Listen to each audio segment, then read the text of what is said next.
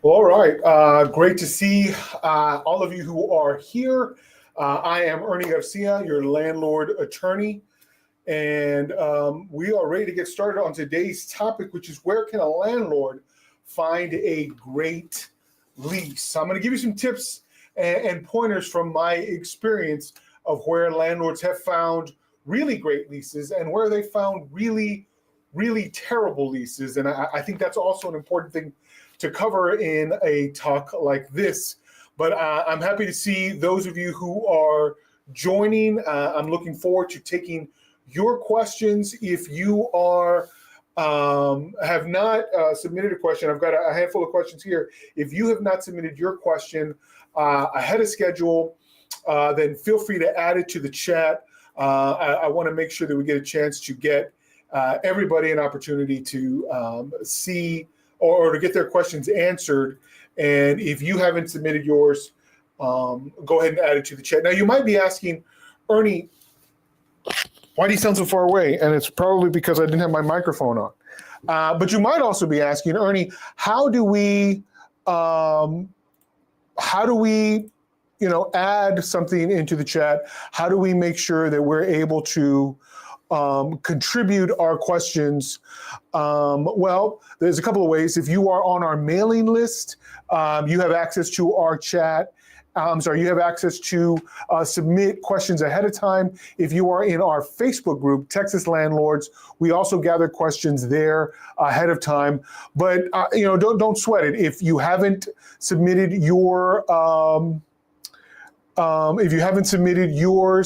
just yet, you are okay, because you can submit it here in the chat. And so I want to make sure that everyone is able to submit into the chat.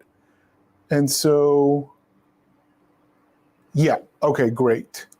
So those of you who are logged on, let me know that you're here. And again, any questions that you have, go ahead and add those. There's James. Good afternoon, James. Great to see you. But I'm going to get started on our topic today, which has everything to do with how a landlord should find a great lease. So if you are new to this, you may be asking yourself this question, like, what is it going to take to find a great lease? And the truth is, many landlords don't know where to go and look, or they feel like it's not that big a deal. And so I want to start off by talking about really what you shouldn't be doing, because that's going to be your biggest problem, is if you don't know where to avoid looking for a lease. So I want to start by talking about where to avoid looking for a lease, because it's likely going to lead to trouble. And right from the start, I'm just going to say, don't Google it. Don't get on Google and believe that you are safe with whatever pops up once you've done a generic search. The other place that people are going is they're going online and they're asking ChatGPT for the best possible the best possible lease that's out there, and you're going to get a mix of answers. Because remember, this goes from everything that's out there, and there's a lot of garbage out there. So you can't be confident that what you're getting on Google or through ChatGPT is actually going to cut it for what it is you need, for a couple of reasons. Number one, it may not suit your property exactly. And so you may have needs that your Google lease just isn't going to address. Additionally, how's it going, LT? Additionally, you may have a situation, okay, where you're not protected because the lease that's generated from a generic internet search doesn't adequately address your state and its laws and the way that it handles your situation. And because of that, you're likely to be, put in a position where although you fully intended to abide by the law, your lease doesn't accommodate that. So don't do a generic search. Don't chat GPT it, because you're likely to find a lease with holes in it that isn't going to hold up and that isn't going to protect you when you need it the most. Another place where people go, and it's just not a good idea because these leases are so generic, is the office supply store. If you're going to an office supply store and just picking up a generic lease, it's going to be probably applicable across all 50 states because it's just not super precise. And I guarantee you it's going to leave stuff out that you would otherwise need in your given state. There's all sorts of really great provisions in the state of Texas that aren't going to be found in a generic lease because it has to be applicable to California and New York and Rhode Island and Wisconsin. It can't have Texas specific stuff in it. And because of that, if you're going out and buying a very generic lease, you're missing out on some of these state-specific goodies.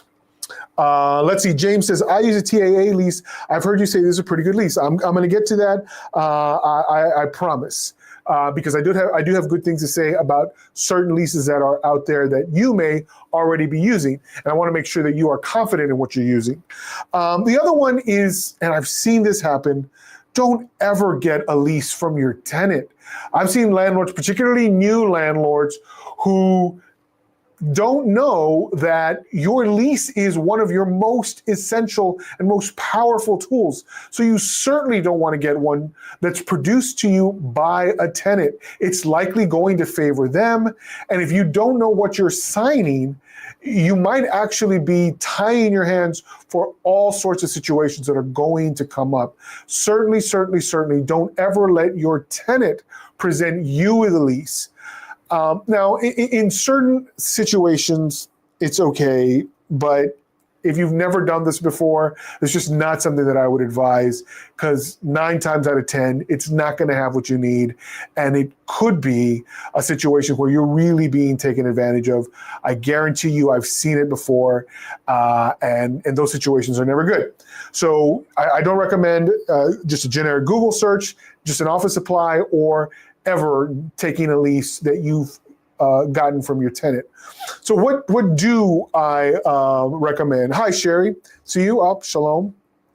I'm gonna start off by telling you, find yourself a seasoned landlord. If you've got a landlord who's done 10 times what you are doing right now, and if that's just one house, you got one rent house, go find a landlord who's got 10, and go find somebody and say, what lease do you use? And take their advice. It's probably good advice. If they've done it for long enough and they've got enough rent houses where they've been in the business, that's one good source. I'm not saying it's 100%, but it's probably a good source who's got a seasoned lease that they've used over and over and over, and it's yielded good results. So that's one place where you can maybe tap into a really great lease. Someone who's done this for years and years, who's got multiple rentals, and who's gone to eviction court or gone to small claims court on deposit or repair claims and has been victorious, namely because of their strong lease. If that's where you are,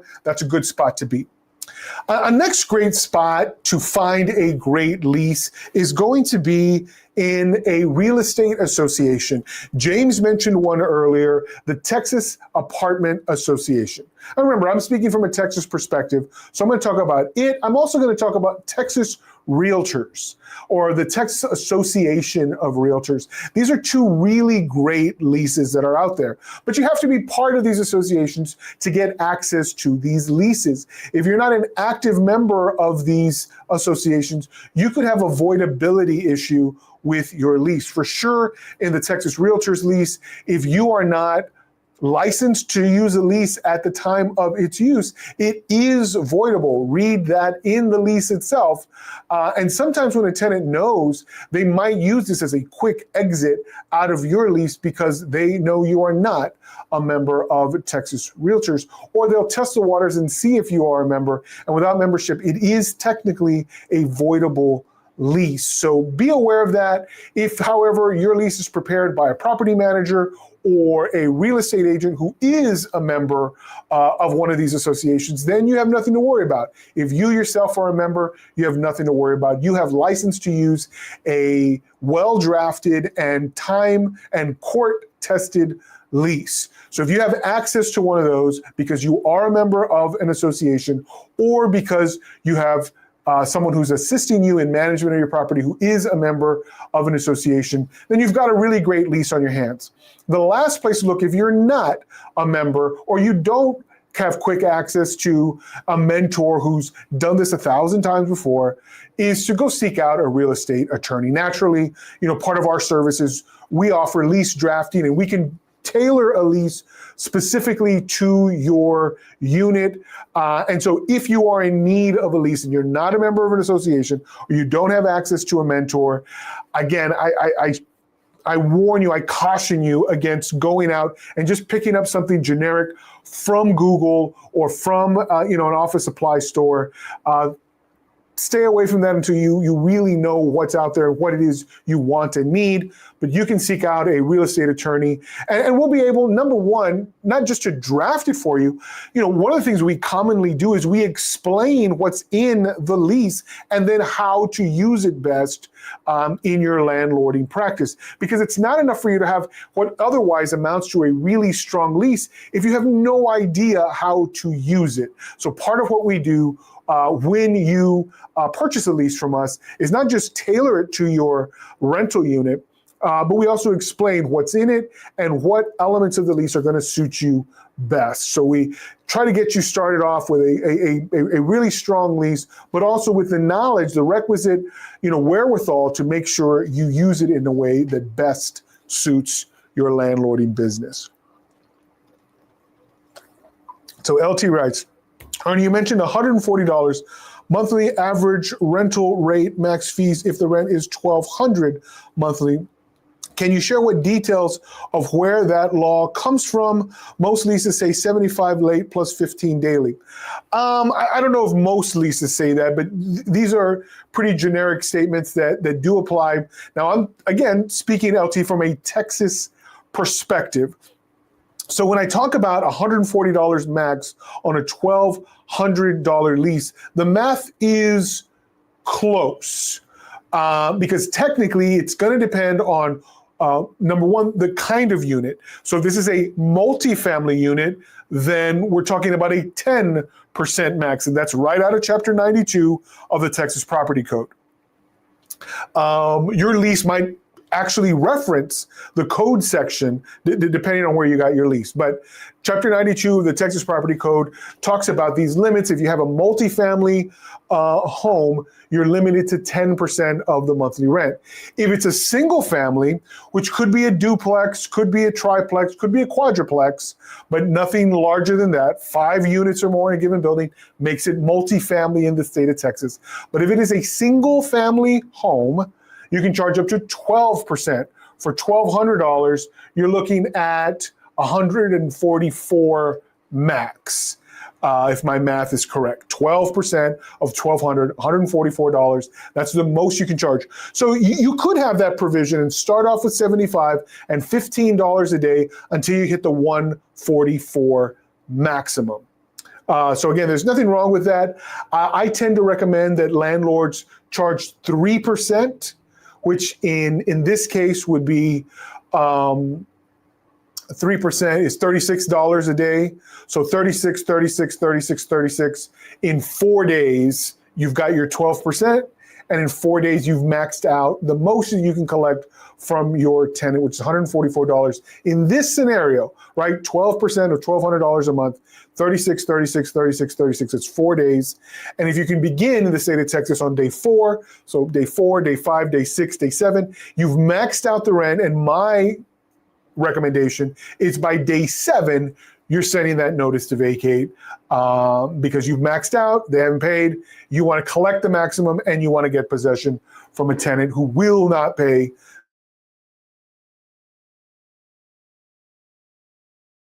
particular question.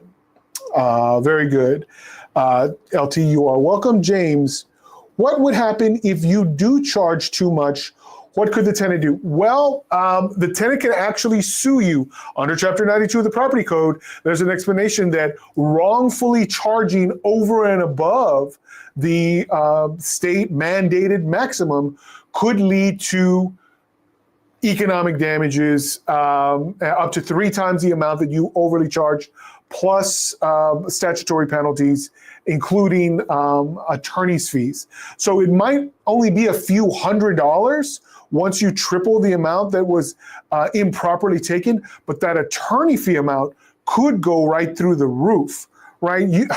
It might not bother you to pay back $300 or $400 in, too much or an excessive amount in late fee, but if you've got a $3,000 or $4,000 attorney fee on top of that, that's really going to sting.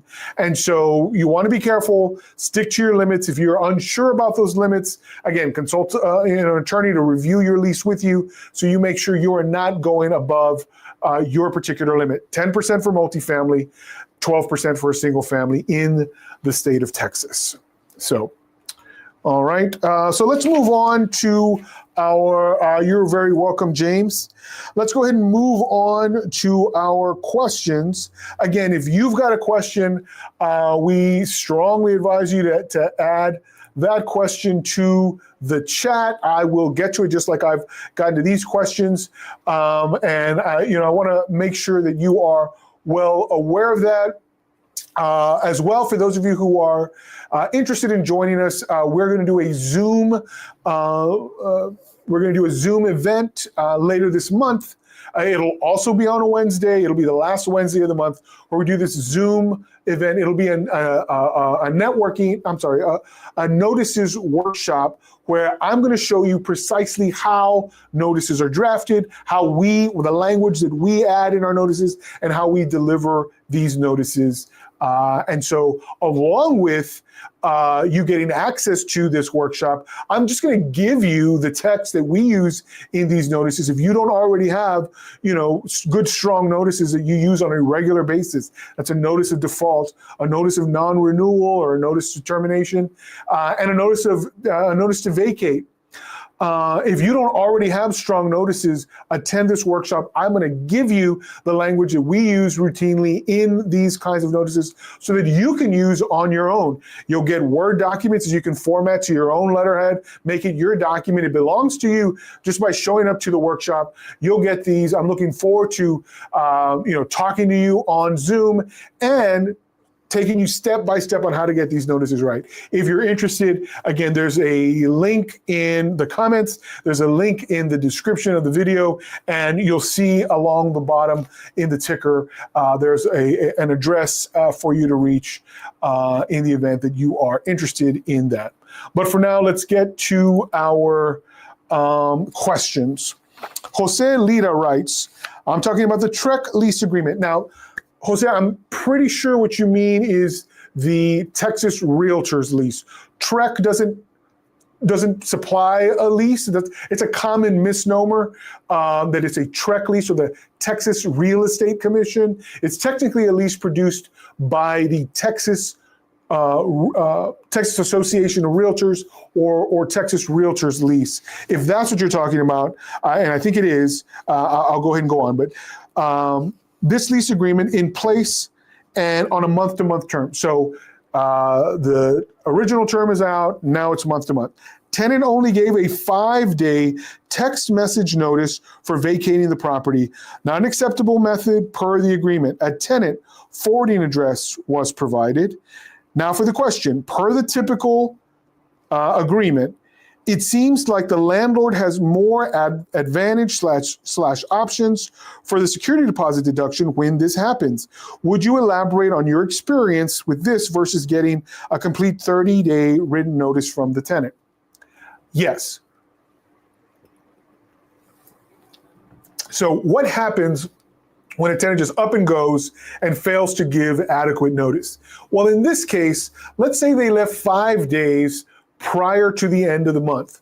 Well, depending on what your lease says, you are entitled to at least 25 additional days of rent. Now, your lease might say that any notice of termination is effective 30 days from the date of the notice when given. If that's the case, then you're maxed out at those 25 days of additional unpaid rent.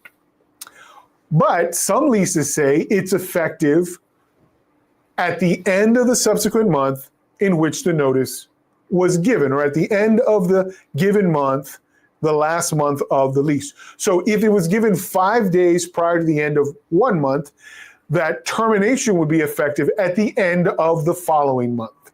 All right, whether that month is February or whether it's March, 28 or 31 days doesn't matter.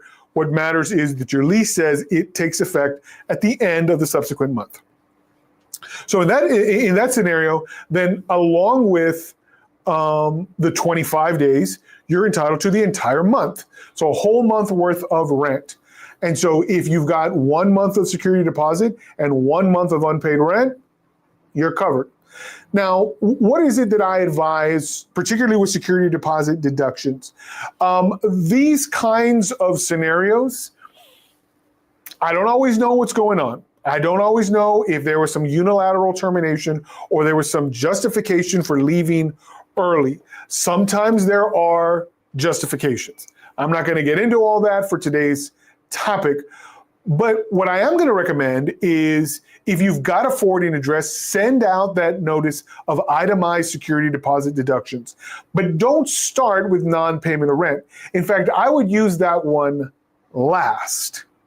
Start with the general deductions for damages to the property, unpaid fees, and unpaid repair costs. Make sure you've listed all these and itemized them first. If these amounts exceed the deposit, well, then you don't even have to worry. You might actually have a claim against them, and whether you pursue that claim or not is another thing. But you wouldn't have to worry necessarily about a wrongful withholding claim as long as you've got enough valid deductions otherwise. And so you use the non-payment of rent as the last kind of catch-all to make sure that you can properly withhold the entire security deposit and that you've given valid notice to your tenant within the 30 days it's required under state law in the state of Texas. So why do I do this? Sometimes landlords rely entirely on their supposition that, hey, he owes me a whole month's rent, so I don't even have to give him notice. I'm not going to give him notice. And then they get hit with a wrongful foreclosure claim. I'm sorry, a wrongful withholding claim for that security deposit. And now they're having to prove to the court that they had additional damages when in their situation, the court doesn't like the fact that they charged a whole month of additional rent, particularly when the following fact occurs. The unit only stayed vacant for 7 days because 7 days after that tenant left, boom, you had a new tenant on the property. And so your actual damages are far less than what you mentioned in your notice. And you may be thinking, well, Ernie, didn't they just waive their deposit? No. In fact, I'm having to correct more and more landlords all the time on this misconception. The court is going to look for you to prove what the extent of your damages were. And if the proof shows that the extent of your damages was less than the security deposit in terms of unpaid rent, and you made no claim for the valid repair deductions, guess what you just did? Foot, shot. And you did this to yourself. It's an unforced error. So start with all of the valid deductions. Make sure, even if you don't believe that they're entitled to an itemized description of how the deposit was used, give it to them anyway. Start with the deductions for repair costs and don't save any in your back pocket. Report them all. Make sure you mention them all. They're all important. Okay. Number 2, Catalina Dinu. If a repair cleaning was done and explained in an email, can you withhold the funds if receipt was sent 1 day late after the 30 days? Probably. Let me tell you about that 30-day limit and how judges treat it. It's been my experience that most judges, certainly don't get to the level of a finding of bad faith when a landlord is really close. Even up to 4 or 5 days late, but they sent the notice. Especially if there's some sort of, extenuating circumstance. Somebody was sick or somebody died or there was an issue at work or something happened that simply delayed. They don't see bad faith in a few days of delay. Now, is it a per se, you missed this deadline, I can presume you acted in bad faith? Yes, the code says that presumption exists, but every presumption is rebuttable. And so what you don't want to be having to do is explain yourself in front of a court after all the time and energy and money are wasted getting to the courthouse. So is it an absolute, nightmare to go one day late? No. Now, what this question seems to be asking is, can I include it? So I'm presuming that that maybe some deductions were made or some things were disclosed, but not this last fee. I don't know.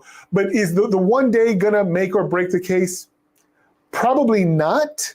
The thing that bothers me about this question is the email. Were you given a forwarding address to mail the check? If you weren't actually given a forwarding address for mailing, the clock may not have started ticking. Remember that in Texas, the state law says you have to have full surrender of the premises and a forwarding address. The email address alone probably isn't going to satisfy that rule. So you probably are fine in terms of time. Now, if you were given a mailing address, but you chose to email it just because you didn't believe that mailing it was necessary, again, that's not what the rule says. The rule says to send it to their forwarding address. So that's where I would have advised that you send it. But if you were just a day late and they didn't give you the forwarding address, I think you're still okay. If you're a day late and they had given you that forwarding address, you just elected to send it by email, it could be problematic. You might want to get that reviewed by counsel. So, again, it's not the end of the world, but it could be problematic in the future. So just keep that in mind. Okay. Rosie Chaidez says, how to manage security deposit disagreements. Well, we've had a lot of questions here about security deposits. And the main thing is, number one, you have to be ready for a security deposit disagreement before the lease begins. And the way you do that is by documenting the condition of your unit before you ever hand over those keys. Now, you may be thinking, well, Ernie, that's the tenant's responsibility. Wrong. Don't leave it on the tenant to document the condition and take inventory of any potential problems on the premises. Make sure that you are ahead of it and you can document the condition and you can adequately show a before and the after picture to the court saying, this was the condition immediately before the tenant took possession, and this was the condition immediately after. There is no dispute. The eye test proves they damaged the property in excess of normal use and ordinary wear and tear. But that's another one.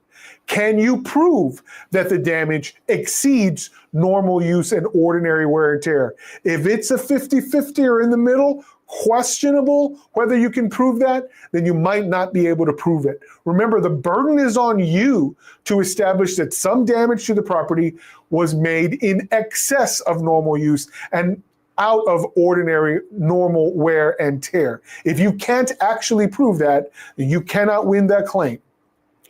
So you get ahead of it by knowing the condition of the property before and then documenting the condition of the property immediately after the tenant left.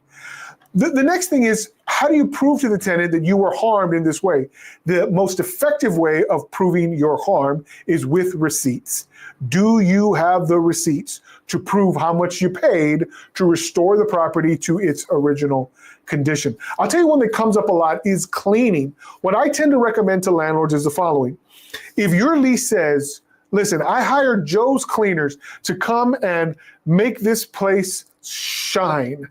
And if you've got Joe's Cleaners on it and Joe's Cleaners left this place in excellent condition, then you can tell your tenant, I expect you to return the property in similar fashion, either by A, cleaning it yourself to the same standard that Joe left it, or B, hiring Joe to do the same job, or C, hiring some other person to do the cleaning just like Joe did. You agree to do that, and if you don't, you agree I can charge you what Joe charged me to get it cleaned initially. Now, if you've got the receipt that shows before the lease started, you hired Joe, then you can use that to demonstrate and disprove any claims by the tenant that they actually did that, because you've got the receipt and they don't. So be prepared for these things, again, before the lease ever starts, and make sure your lease is explicit about your expectations. A final thing is, if you've only got estimates, that's not going to be as strong as if you've got paid in full receipts for the repairs that happen after. Yeah, you might have some nasty pictures of things they left behind, but if it didn't cost you anything to fix it, you might not be able to collect anything for it. So keep that in mind. Courts don't like mere estimates. In certain situations, it's going to be okay, but as a rule, I would prefer to present a paid invoice than just an estimate. That estimate's going to be weaker evidence every single time. All right, Shilpa Reddy says, tenants threatening to sue since 2 weeks after move-in, despite multiple efforts to address every single issue in a timely manner. I got fed up and gave it to the property management, but the tenants are still not happy. I want to address this first. It's not your job to make the tenants happy. It's your job as a landlord to supply a habitable unit for them to live in. Remember, when they took the lease and signed it, there was probably an as-is provision, which essentially amounts to them saying, I am happy with the current condition of the property. And so if that's our baseline, if they're suddenly unhappy, well, there's got to be a defect on the premises that materially affects their health and safety. If it's purely cosmetic or some functional issue that isn't a defect that materially affects their health or their safety, then it's not a necessary repair. And they can pay for that upgrade, but essentially you're only required to maintain the condition of the premises as it was when they took possession, as is. And so I want to start off by saying that it's not your job to make them happy. They indicated their happiness with the unit when they signed the lease as is. But let's continue. They want to terminate the lease without additional conditions so as they won't clean the house and expect full security deposit in return. Can you please advise what's the best way to get them out of the house and lease? I have taken substantial financial loss in the last 3 months of them occupying the property and cannot take this anymore. Well, first off, are they in breach? If they're in breach, then issue a notice to vacate and evict them. They have no cause unless you have not taken care of defects on the premises that materially affect the health and safety of an ordinary tenant. If that's not present, they don't have a cause of action to just get up and go. They're not entitled to their full deposit. They cannot just go in the middle of the lease, and they can't continue to make you do things that exceed the condition of the property as it was the day of they first took their tenancy. So again, if you're up to date with all of your repairs and they're asking for upgrades, that's not how it works. But if they're not in default, they're just complaining, well, then it's up to you to just disregard those complaints and let them know, look, you signed this lease in the condition that it was. These things you want can be done, but you will be responsible for them because they are all upgrades to the condition of the property in its as-is condition when you took possession at the beginning of this lease. If you would like, I can do them. I'll give you an estimate for the cost. And that's it. If they're unwilling to pay, then you should be unwilling to make these changes to your property. That doesn't mean you are in default. Now, I don't know precisely what's going on here, but it sounds like you have a very demanding tenant. If they're not in default, then You have to wait for them to be in default. But again, you don't have to give in to every one of their demands. So Chand Prabha says, if a tenant remotely signs a lease, pays the rent and deposit, but doesn't move in and ask for a full deposit back, does the landlord have to return the full deposit or use the early termination clause and pay part? Well, that's going to depend on what your early termination clause states. Not every lease has an early termination clause, so I would need to know what it says in terms of notice, in terms of cause, in terms of the procedure. But the fact that they terminate doesn't mean they're automatically entitled to a full refund. You still have a duty to mitigate your damages, which is you have to take reasonable steps to find a replacement tenant. And so let's say it takes you 17 days to do that. So they signed the lease, paid for it, and the deposit 7 days before the lease was supposed to begin. And then immediately said, oh, sorry, we want out. Well, the fact that they signed the lease, there's no automatic out provision in that lease. You're owed that money. But if immediately you took steps to find a new tenant, and in fact, you found a new tenant 17 days later, well, what was your expectation of rent? In this scenario, the lease started 7 days later. 10 days after that, you had a new tenant. So you lost 10 days worth of rent. You're entitled to 10 days worth of rent and really nothing else, assuming you had no other costs. If, however, you had to pay perhaps a realtor to post and list and find a new tenant, and the cost of that was 1 full month of rent. Again, I don't know what your facts are, but let's just presume that that was the case. Well, then you have 1 month of rent plus 10 days of rent, total damages. If the security deposit was 1 month of rent and they prepaid a full month, guess what? You can keep that month of rent, which went to the realtor, but you can't keep the full month of rent that was prepaid. They are entitled to a refund of whatever is left in the month after the first 10 days. So depending on your month, it's going to vary, but you can keep the full deposit, which you had to pay to somebody else, and you can keep 10 days of rent. And then you move on with your new tenant and you have suffered no additional damages. So that's how that works. I don't know specifically what's going on in your case, but that's the way you would calculate your chargeable deductions from the prepaid money that they give you. There is no automatic forfeiture, but if your lease has an early termination clause or some kind of liquidated damages clause, I'd have to look at that specifically and see what it says, see if it was activated, see if it was enforceable before I could advise you further.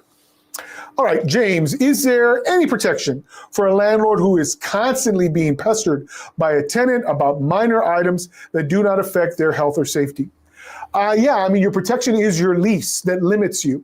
I often talk to landlords about the golden toilet. And so let's say somebody comes in and 3 months in, they're like, you know what? I really don't like the toilet in this house. Still works, still flushes, still functions like a toilet should. I just, but the last place I was in had a golden toilet. Oh, it was so nice. And so I got used to it. And man, I'm not happy on this toilet. I demand a golden toilet. It's your toilet, guy. It's going to stay in your house, but I got to have it. And so I want a golden toilet. Sure, they can ask, your defense is the lease. Again, that as is provision.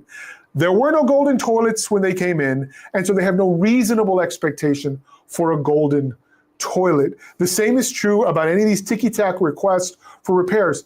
They took the house in its condition, and if they didn't like the green color of the cabinets, they didn't have to sign the lease.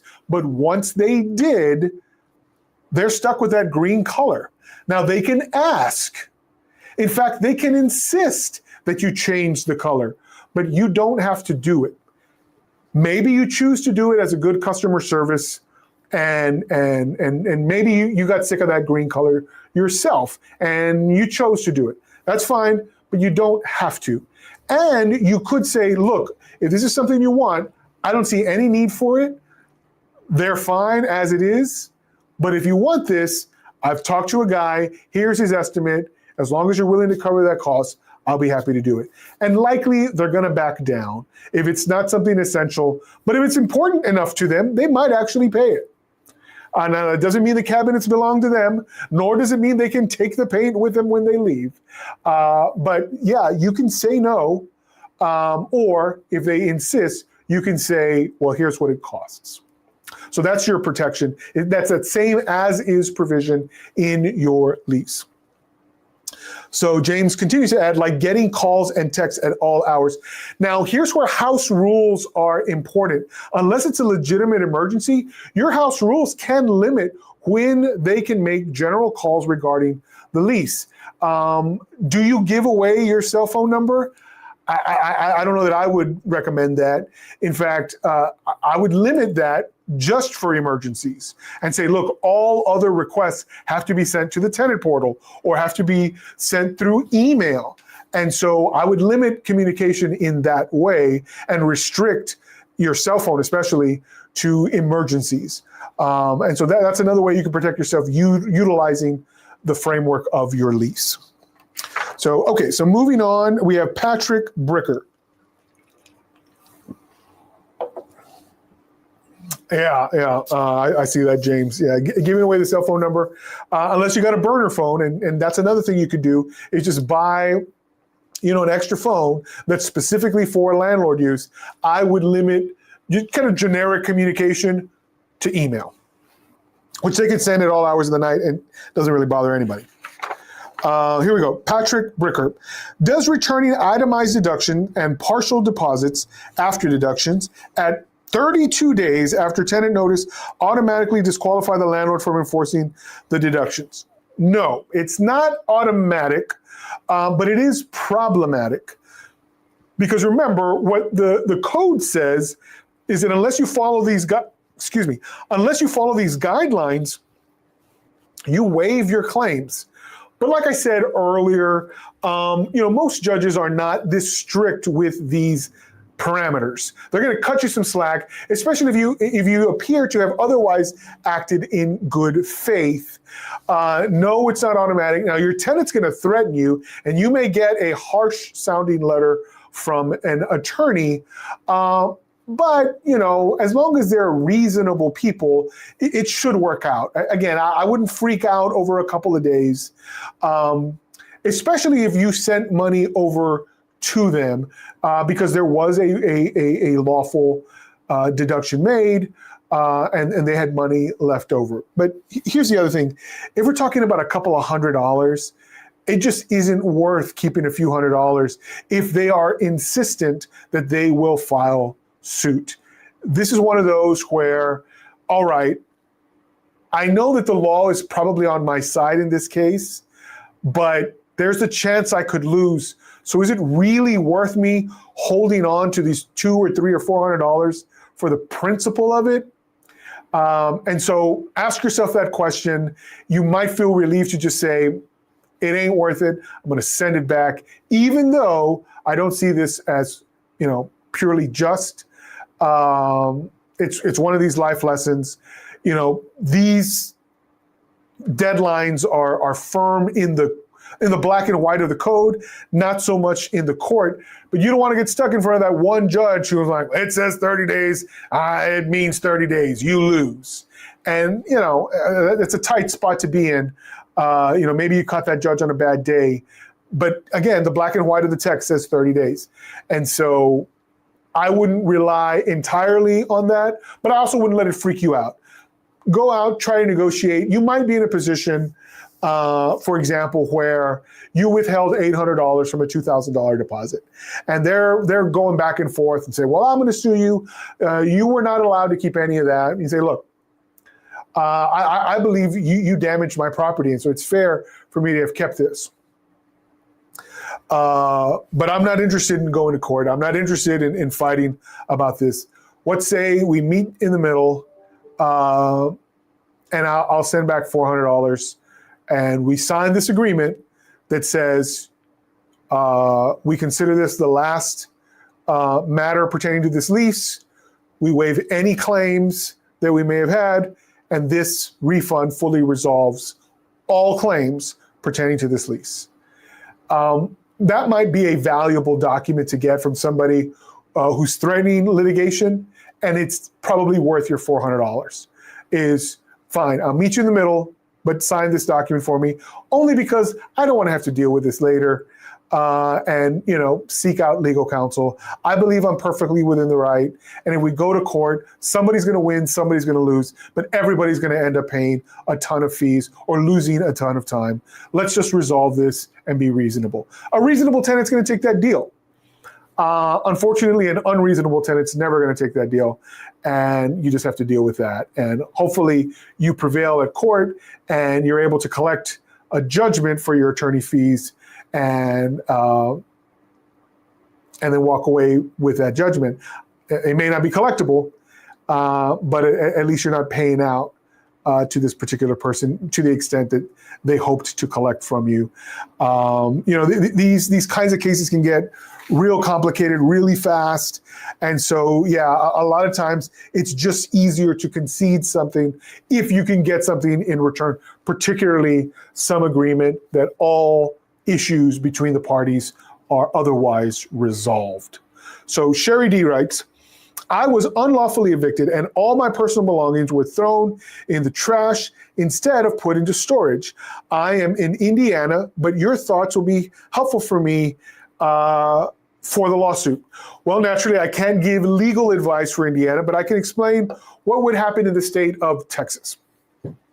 So if there was genuinely a wrongful eviction, you have a claim that you can raise in the court. You would have to prove that the eviction itself was wrongful.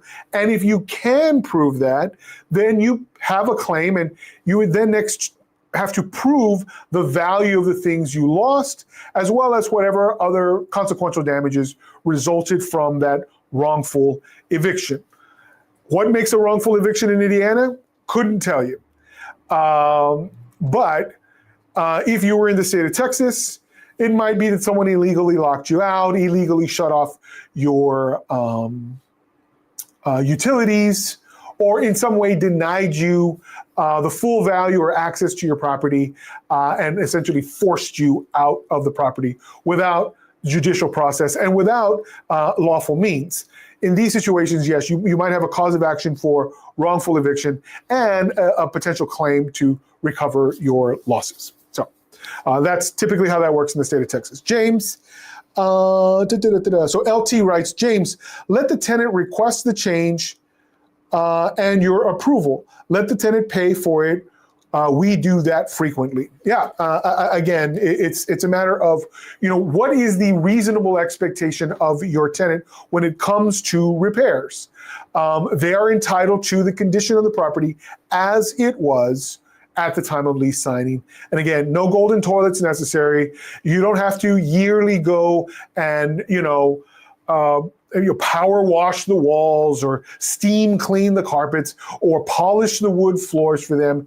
Unless it's in your lease, they take it in the condition that it was. And really, in a lot of ways, they're required to maintain the property to a certain degree, unless, of course, the lease says somehow the landlord is required to do these things, or that the landlord will undertake these particular things. Understand that in Texas, unless the defect is material in nature, in the way that it affects their health and safety, it's probably not something you're going to need to absolutely do. Might be good customer service. It might be a good idea to build good rapport or to establish or to maintain your rapport with that particular tenant. But if they're just being ticky-tack, it's just not something you need to do. So we are here at the end of another great session. I, as always, am thrilled to have been with you guys. I hope that you enjoy these things. I'll be back next week. Let's see what we got next week. Next week. How can I protect myself against tenant fraud? Over the last couple of weeks, I've had a number of landlords who came in with fraud issues. We're going to talk all about fraud and what to do about that. And in fact, I'm going to talk a little bit about the new laws in the state of Texas having to do with squatters and what happens when you get somebody in your place, and it turns out huge fraud. It's all about squatters. So next week, be here. I'll be happy to talk all about that. In the meantime, it was really great being with you guys. I appreciate your questions. James, you are welcome. Chand and Sherry, you are all very welcome. I hope you guys have a great week, and I look forward to seeing you next time. You guys take care.